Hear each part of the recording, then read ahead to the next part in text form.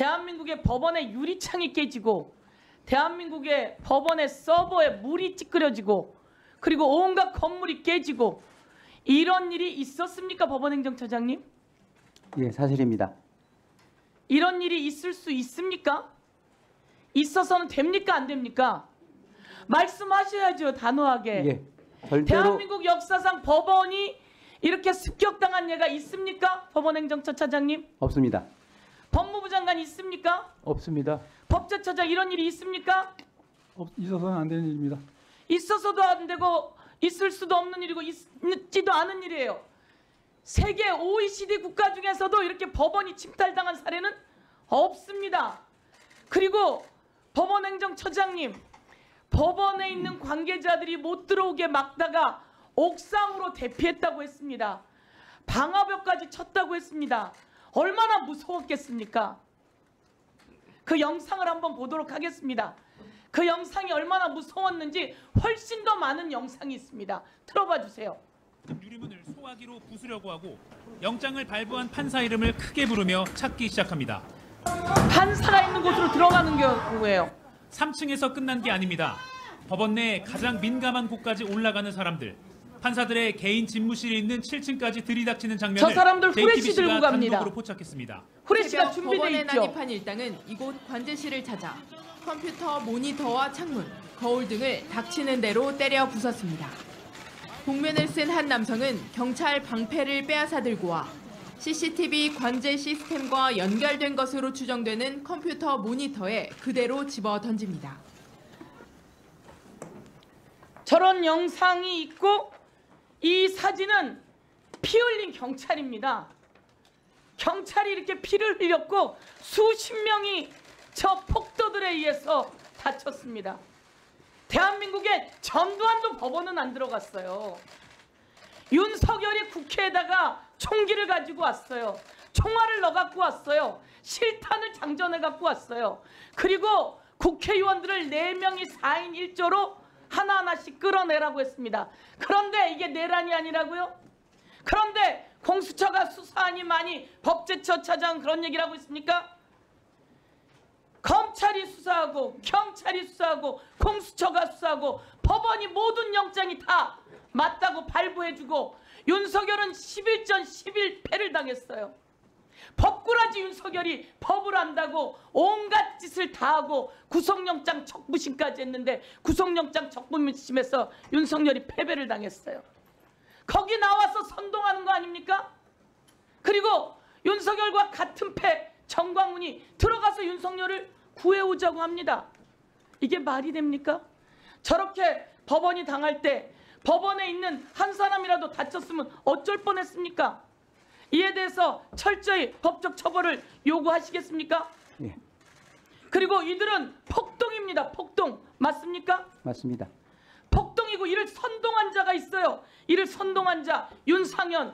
법원의 담을 넘어가서 젊은이들이 체포당했어요. 곧 훈방 조치될 겁니다. 이 말을 들은 모든 사람이 무슨 일이 일어나겠습니까? 법원으로 가자. 그들을 구하자. 가서 습격하자. 차은경 잡자. 이 선동을 누가 하는 겁니까? 국민의힘 윤상현이 하고 있고 그리고 미국으로 갔어요. 이 윤상현 잡아서 처벌해야 합니다.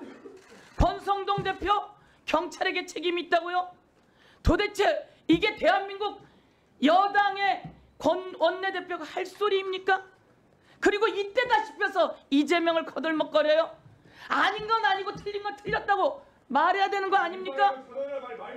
이게 아닌 건 아니고 틀린 건 틀렸다고 말하고 국민 앞에 사과해야 되는 거 아닙니까? 대한민국에 법원이 습격당한 적이 있어요? 자, 7층입니다. 7층에 판사들이 있는지 판사 집무실이 있는지 저도 몰라요. 판사 집무실이 있는 걸 알기가 쉽지 않습니다. 그리고 그 문을 깼어요. 그리고 차은경을 찾아 들어갔어요. 차은경 판사가 있었으면 무슨 일이 생겼겠습니까?